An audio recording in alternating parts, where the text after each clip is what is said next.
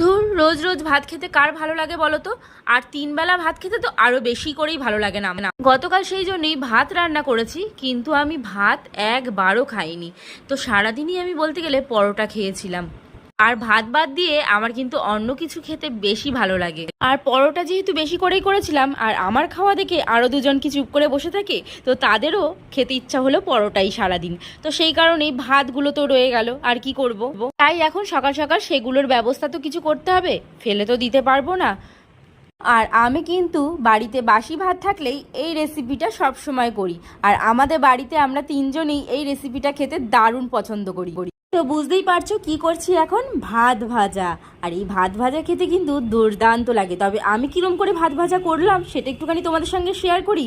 ডিমগুলোকে ভালো করে আগে ভেজে নিলাম, 2খানা ডিম ভেজেছি কিন্তু আজকে, কারণ অনেকটাই যেহেতু ভাত রয়েছে।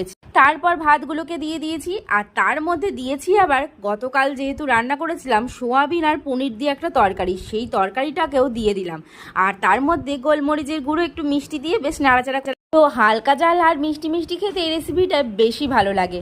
তো যাই হোক, আমি তো এইভাবে করি, তোমরা কিভাবে করো অবশ্যই কমেন্টে জানিও। আর ভিডিওটা ভালো লেগে থাকলে অবশ্যই লাইক কমেন্ট করে দিও।